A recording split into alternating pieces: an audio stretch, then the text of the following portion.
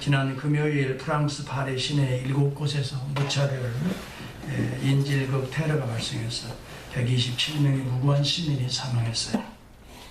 그리고 중상자만도 거의 300여 명이 넘는다 그러고, 프랑스 대통령, 프랑스와 올랑드 대통령은 이것을 파리 연쇄 테러는 IS 이슬람 극단주의 세력의 소행이다라고 이야기하는 것을 들었습니다. 여러분, 우리가 이런 것을 보면서 우리 하나님의 말씀을 지금 기억해야 될 것 같아요. 우리는 지금 종말의 긴장이라는 제목을 가지고 12번 시리즈를 하고 있습니다. 이미도 이 종말의 긴장은 마태복음 24장에서부터 시작되었습니다. 우리 주님이 그런 말씀을, 난리와 난리의 소문을 듣겠으나 너희는 삼가 두려워하지 말라. 이런 일이 있어야 하되 끝은 아직 아니니라. 민족이 민족을, 나라가 나라가 대적하여 일어나겠고 첫째 기근과 지진이 일어나리라. 쭉 이야기하면서 갈수록 미움이 많아질 것을 이야기합니다. 많은 사람들이 그때 시험에 빠져 서로 잡아주고 서로 미워하겠으며, 또 영적 혼란의 시기를 예언합니다. 거짓 선지자들이 많이 일어나 많은 사람을 미혹하며, 그제도 제가 어느 책자를 받았는데요, 쭉 읽어보는데 그럴듯해요. 내용들이 좋아요. 그러면서도 뭔가 이상해요. 그래서 제가 그것을 쭉 더듬어서 보니까 완전히 이분이 이단에 속한 자예요. 그래서 그분에 대한 인터넷 쭉 찾아보니까 뭐 안식교에서 나와서 뭐 이렇게 침례교로 가고 장로교로 뭐 이렇게 하면서 그 모든 종합적인 신학적인 이 프레임들을 다 자기 나름대로 다 바꿔가지고 증거하는 걸 제가 보면서, 그 책자가 상당히 겉으로 봐서는 기독교적인 책자로 모습이 보여요. 저도 신나게 읽었다고, 잘 나가는데 이건 아닌데 하면서 보니까 그런, 많은 사람들이 미혹되겠구나. 불법이 성함으로 많은 사람의 사랑이 식어지리라. 따라서 그러나 끝까지 견디는 자는 구원을 얻으리라. 여러분, 이것이 주님께서 마태복음 24장에 이야기하신 거예요. 여러분, 기후의 변화, 지금 캘리포니아 기후의 변화가 예상치 않죠. 온난화 현상, 사막화 현상이 급속히 진행되는 것을 우리가 지금 보고 있어요. 우리 옆에 할머니가 이사를 간대. 그래서 왜 이사 가냐고 하니까 에어컨이 거기는 달려지지 않아서 에어컨이 있는 집으로 이사를 가야 되겠다고. 그래서 이사 가는 걸 제가 이렇게 지켜보고 있습니다. 그렇죠. 제가 15년 전에 여기 왔을 때도 전혀 에어컨이 없었어요. 없어도 얼마든지 우리가 쿨링하게 살았어요. 근데 지금은 에어컨 없으면 여름철에는 살 수가 없을 정도로 휴밋하고 덥습니다. 급격한 변화. 지금 캘리포니아는 식순환 때문에, 그래서 절수 현상들이 지금 정책들이 계속 쏟아지고 있죠. 그래서 우리 주님은 이러한 종말의 때 긴장감을 가지고 깨어있으라, 그런 얘기하죠. 죽음이 지금 여러분 프랑스 파리만 문제가 아니라, 시리아만 문제가 아니라, 죽음이 911 뉴욕의 문제만이 아니라 죽음은 지금 테러는 어디에서 지금 오늘도 샌디에고에서도 일어날 수도 있어요. IS 세력들은 전 세계에 퍼져 있어요. 이런 나라와 나라, 민족과 민족 테러리즘이 이미도 예언된 거예요. 여러분, 그래서 죽음이란 것은 멀리 있지 않아요. 가까이 있어요. 이러한 때 우리는 어떻게 살아야 되나? 우리 주님은 이미 얘기는 하시면서 얘기해주고 있어요. 다 내 5가지 비유로 얘기를 해줬어요. 첫째는 충성스러운 종의 비유로까지 충성하고, 주어진 하나님의 여건 속에서 최선을 다하라. 열처녀의 비유를 통해서 슬기로운 다섯처럼 성령의 기름을 준비하고 있으라. 달란트의 비유를 통해서 하나님이 주신 모든 우리의 여건이 하나님의 은사인데 이런 것을 최선을 다해서 남기는 자가 되도록 하라. 양과 염소의 비유를 통해서 말세에는 갈라지는 현상들이 뚜렷하게 보여지면서 나타날 텐데 양들이 되라는 그런 비유의 메시지들을 우리에게 주면서 3가지를 요약했어요. 첫째는 깨어있을 것, 두 번째는 인내하며 끝까지 충성할 것, 세 번째는 성령의 열매를 맺을 것. 여러분과 저는 어떠한 삶을 살아가고 있습니까? 오늘 본문에 보면 주님이 지금 십자가에서 달려 돌아가시는 버림받는 장면을 우리에게 보여주고 있습니다. 제6시로부터 이야기합니다. 6시는 오늘날로 말하면 정오를 의미합니다. 로마인들은 일어나서 활동하는 6시를 1시로 규정을 했어요. 이때부터 시계가 돌아가는 것으로 로마의 시계가 움직입니다. 그래서 그때부터 시작해서 1시입니다. 6시가. 오늘날로 말하면 6시가 당시 1시입니다. 그리고 활동하는 첫 시간이라는 거예요. 일어나서 활동하는 첫 시간, 오늘날의 6시가 그때 당시는 1시예요. 그래서 2시, 3시 이렇게 해서 여러분 3시면 오전 9시예요. 그 다음에 제6시면 12시예요. 그 다음에 9시, 제3시에 9시라고 나오는 거 있죠, 성경에. 그러면 오늘날은 말하면 오후 3시. 예수님은 이 3시에 십자가에 못 박이셨어요. 그게 오전 9시예요. 그리고 그 다음에 여기는 제6시예요. 지금 12시부터 돌아가시는 때가 9시거든요. 그때 당시 제9시에 지금 12시에서 넘어가서 오후 3시예요. 그래서 우리 주님이 오전 9시서부터 오후 3시까지 6시간 십자가에 매달려서 모든 걸 다 쏟으시고 돌아가시는데 제6시로부터 하면 12시 정오로부터 어두워지기 시작. 주님이 이제 생명이 다하시는, 육신의 생명이 다하시는 그 순간에 어둠이 깔리는 거예요. 이것은 신의 이 하나의 암시입니다. 하나님의 암시입니다. 구약시대에 보면 암흑이라고 하는 것이 하나의 종말의 암시로 등장이 돼요. 그래서 어둠이라는 거예요. 하나님이 드디어 그리스도를 통해서, 예수를 통해서 예수를 버리시는, 예수의 인성을 버리시는 거죠. 예수의 신성을 버리시는 건 아니에요. 신성은 하나님 되시면 버리실 수가 없죠. 끝까지 함께 하시죠. 그러나 인성을 버리세요. 우리의 인성의 죄들을 버리시기 위해서 예수 그리스도에게 우리의 죄를 다 담당시키셔서 그에게 덤태기 씌우셔서 그래서 그를 버리시는 거예요. 그래서 여기 우리 주님이 고백하는 거예요. 엘리 엘리 라마 사박다니. 이 마가복음 엘로이라는 아람어를 쓰는데 여기 히브리 말을 마태는 썼어요. 왜냐하면 마태는 유대인들을 위한 관점에서 복음서를 기록하기 때문에 히브리어를 써요. 그래서 엘리 엘리 라마 사박다니. 그래서 라마 사박다니는 아람어입니다. 아람어를 그렇게 써요.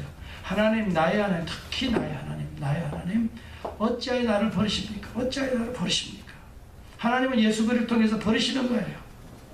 우리를 버리시는 거예요. 우리의 죄를 버리시는 거예요. 우리의 저주를 예수를 통해서 버리시는 거예요. 우리가 당할 죽음을 버리시는 거예요.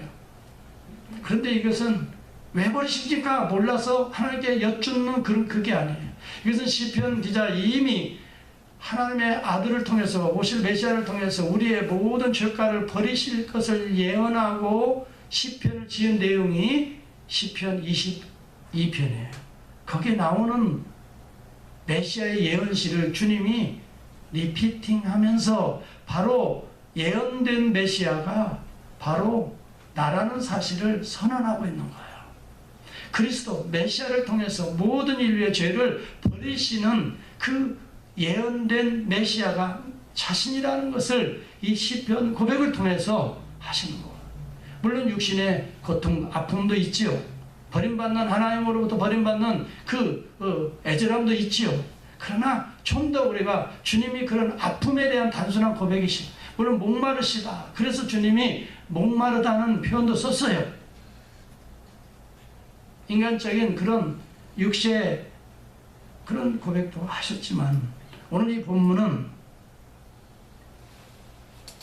시편 22편 메시아 시편이라고 그래요. 1절에 나타나는 고백을 주님이 하심으로 주님이 바로 우리의 모든 것을 하나님으로부터 우리와 막혀있는 모든 것들을 다 제거하신다는 그런 메시아, 하나님의 아들로서의 사역을 지금 고백하고 계시는 거죠. 엘리 엘리 라마 사박다니. 내 하나님이여 내 하나님이여 어찌 나를 버리셨나이까. 여러분 시편 22편은 특히 메시아 시편이라고 말해요. 특히 고난받는 종의 노래라 이렇게 말해요. 이것은 예수님이 오시기 벌써 오래된 전에 다윗이 고백하는 거죠. 오실 메시아가 고난을 통해 우리의 모든, 그가 죄가 있어서가 아니라 우리의 죄를 대신 담당하시는 그가 죄가 있어서가 아니다. 하나님의 아들로서 인성을 입으시고 우리의 죄를 어떻게 해요? 대신 전가시켜서, 이게 전가의 원리라고 그러죠? 전가시켜서, 이게 대속의 원리라고 그래요. 전가시켜서 우리를 속해 주시기 위해서 대신 속하시기 위해서, 이걸 대속이라고 그래요. 대속이란 말은 너무 어려워요. 대신 속한다. 이게 상당히 어려운 용어예요. 그냥 대신해서 우리를 죄값을 치러주시는 걸 말해요. 그래서 우리 주님이 돌아가실 때 다 이루었다 그러잖아요. 다 치렀다. 테테라스 다 치러버리다. 값을 다 치렀다. 율법적인 요구를 다 치렀다는 것이죠. 거기 시편에 보면은 나는 벌레요 사람이 아니라 사람의 회방거리요 백성의 조롱거리요. 이 예수님을 향한 내용이지요. 예수님이 그렇게 조롱을 받으셨잖아요. 십자가에서. 나를 보는 자는 다 비웃으며 입술을 삐죽이고 머리를 흔들며 말하되 저가 여호와께 의탁하니 구원하실 걸, 저를 기뻐하시니 건지실 걸 하나이다. 이렇게 시편 기자가 메시아닉 타이폴로지로 설명을 하고 예언을 하는 내용들이 예수님의 십자가상에서 그대로 이루어지고 있잖아요. 그러므로 우리가 예수 그리스도는 하나님의 아들이라는 사실을 입증하고 있는 거예요. 하나님의 아들이 오셔서 이렇게 고난을 통해서 우리를 대속한다는 이 예언된 하나님의 이 구속사적인 플랜이 그리스도를 통해서 지금 이루어지고 있다니까요. 그러니까 그 모습이 그대로 나타나는. 그래서 여러분 예수님 십자가 당할 때 얼마나 조롱했어요. 그게 지난번 조롱받으시는 예수 설명했죠. 조롱받으시는 예수. 오늘도 여러분 교회는 조롱받고 있잖아요. 하나님의 종들이 조롱받고 있어요. 세상 사람들로부터. 여러분 하나님의 진정한 사람들은 조롱받아요. 어떻게 그렇게 살 필요가 뭐가 있어. 조롱받아요. 네. 비웃어요. 그리고 그렇게 기도 많이 한다며 하나님께 기도하면 이루어질 건데 하고 조롱하고 비웃어요. 은근히. 그런 일들이 말세에 일어난단 말이에요. 이게 그런 모습을 보여주고 있다는 거예요. 여러분 하등에 이상하게 생각하지 마세요. 저는 성경을 보고 이걸 종말론적으로 예수님의 이 사건들을 해석해 보면 당연히 일어나는 것이구나. 당연히. 그대로 현실화되는구나. 여러분 시편 22편 그대로 보세요. 내 수족을 찔렀나이다. 악한 자들이 내 모든 뼈를 셀 수 있나이다. 그렇게 말해요. 저희가 나를 주목하여 내 겉옷을 나누며 속옷을 제비 뽑나이다. 근데 예수 그리스도 십자가상에서 다 그 일이 이루어졌잖아요. 겉옷을 취하고 속옷도 제비고. 여러분 예수님의 수족을 찔렀잖아요. 손과 발을 수족이라고 하잖아요. 요즘에 보면요 성경이 너무 어렵게 기록돼 가지고 무슨 말인지 잘 몰라서 요즘에 세번역이 많이 나와요. 그래서 우리가 지금 원바디 할 때는 세번역으로 된 걸로 하지요. 그래서 조금 어체가 이상하지만 저는 참 좋더라고요. 보니까 세번역이. 수족을 찔렀나요? 수족이 뭘까? 수족? 족발인가? 족발. 우족탕? 이런 자꾸 음식 생각할 수도 있어요. 수족은 무슨 수예요? 손수, 발족이에요. 손과 발을 찢기는 거예요. 못 박았잖아요. 예수님의 손과 발을 못 박았잖아요. 수족을 찔렀나이다. 내 모든 뼈가 셀 수 있나요? 여러분 뼈라는 것이 얼마나 많아요. 우리 몸이 다 뼈로 구성되어 있죠. 이 아래 턱뼈부터 목 등뼈, 가슴 등뼈, 허리 등뼈, 갈비뼈, 여러분 손뼈, 손도 뼈가 다 있죠. 넓적다리뼈, 정강이뼈, 종아리뼈, 그 다음에 발뼈, 뭐 수십 가지가 될 것 같아요. 이 갈비뼈만 해도 12개, 24개나 되고, 허리 등뼈만 해도 4개나 되고, 가슴 등뼈가 11개가 된다. 목 등뼈 이게 7개나 된대요. 뼈가.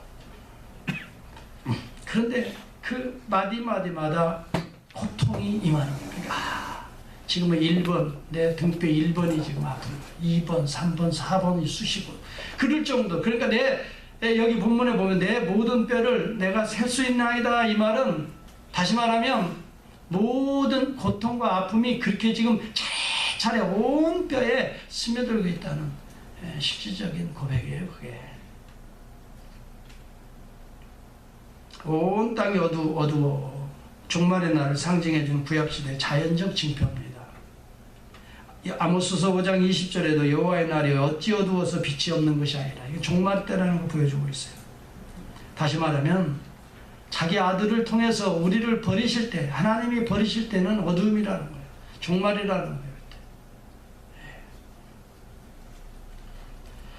우리 주님이 어찌하여 나를 버리시나이까? 그 고백은 저체 무엇을 버린다는 건가? 핸드릭스는 그렇게 해석합니다. 예수님의 신성을 버리는 게 아니고 예수님의 인성을 버리는데, 우리들의 죄된 인성을 예수님의 인성으로 전가시켜서 버리는 것이다. 그렇게 해석해요. 다시 말하면 우리의 인간의 죄의 인성을, 죄된 모습을, 죄의 속성들을 그리스도를 통해서 버리시고 계시는 것이다. 고린도후서 5장 21절에 보면 하나님이 죄를 알지도 못하신 자로 우리를 대신해서 죄를 삼으신 것은, 그렇게 말해요. 우리를 대신해, 따라서 우리를 대신해서 죄를 삼으신 것은 우리로 하여금 저희 안에서 하나님의 의가 되게 하려 함이라, 그렇게 말해요. 예수 그리스도가 우리의 죄성을 가져가시지 않았다면 하나님의 의가 우리 안에 들어올 수 없다는 거예요.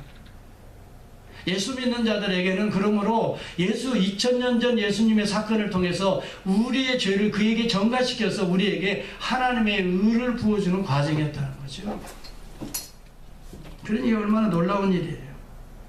우리는 예수 그리스도 십자가가 보통 생각으로 그냥 예수 믿으면 뭐 구원받는다라고만 생각하는데, 하나님의 플랜은 이렇게 정확하셨어요. 죄 없는 자가 죄의 것을 감당해서 대신 가져가야 그게 허락이 되는 거지, 죄인이 죄인을 어떻게 감당해서 그 죄를 대신해 가요?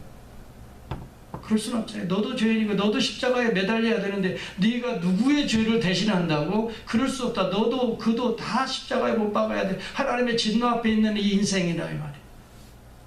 예. 여러분, 의로운 자가 있다고요? 선한 일을 한다고요? 예. 여러분, 아무리 세상에 의로운 일을 하고 선한 일을 하고 내가 나 정도만, 여러분, 그게 교만이에요. 의인은 없나니 하나도 없다고 그랬어요. 성경을 보면 대단하게 기부를 하고 대단하게 선행하고 대단하게 충성하는 것 같아도 다 죄인일 뿐이에요. 하나님 앞에는 율법을 완성할 자가 없어요. 하나님이 요구하시는 율법을 완성할 자가 없다고요. 그래서 율법의 완성을 그리스도가 하시는 거예요, 대신. 그래서 우리 주님이 죄의 삭신, 사망을 대신을 져서, 죄의 문제, 죄는 뭐예요? 율법을 완전히 지키지 못하는 게 죄 아니에요. 하나님의 말씀의 법을 떠나는 하마르티아. 살인하고 죽이는 것이 죄가 아니에요. 그건 이 세상 법으로도 얼마든지. 하나님 앞에서 죄는 말씀을 떠나는 것, 말씀대로 살지 못하는 것, 다 죄라고요. 그래서 나는 하나님 말씀 100% 지키고 삽니다 라고 하는 의인이 있나요? 얼마 전에 교황인 이 프란치스코가 그런 얘기예요. 비록 무신론자라 할지라도 선을 행한다면 우리가 저곳에서, 천국에서 만날 수 있을 것이라고, 함께 만나게 될 것이라고, 그렇게 말을 해요. 비록 무신론자라 할지라도 선을 행하면 천국에서 다 만나게 될 것이라는 얘기를 해요. 이게 행위 구원자들의 특징입니다. 그래서 성경은 철저하게 행위로 말미암아 구원받을 자가 아무도 없다고 그래요. 선행, 인간의 선행, 그 속에도 죄가 들어가 있다는 거예요. 하나님의 의를 충족시켜줄 선은 이 세상에 인간 속에 없다는 거예요. 응가하고 태어나는 아이들을 보세요. 아이들이 자라가는 거 보세요. 누가 안 가르쳐줘도 자기중심적이라는 거 얼마나 우리가 깨닫게 돼요. 그렇죠. 조금만 안 주면 울잖아요. 남을 배려하는 마음 있나요? 아이들이 서로 자기가 먹겠다고 싸우잖아요. 아이가 자라가면서 배우죠. 그러면 안 돼. 본능적으로 우리는 죄인일 뿐이에요. 율법을 완전히 지킬 자가 없어요. 그래서 율법의 저주가 오는 것이 죄인 거예요. 그로부터 하나님께서 그 죄와 저주를 누구를 통해? 그리스도를 통해 버리시는 거예요. 이게 십자가라고요. 십자가가 없이는 구원함이 없어요. 오늘 그리스도의 복음은 십자가예요. 하나님의 아들이 이 땅에 오셔서 성육신은 십자가를 위해서 오시는 거예요. 성육신이 교리가 아니에요. 하나님의 육신의 몸을 입고 오는 건 궁극적으로 십자가를 위해서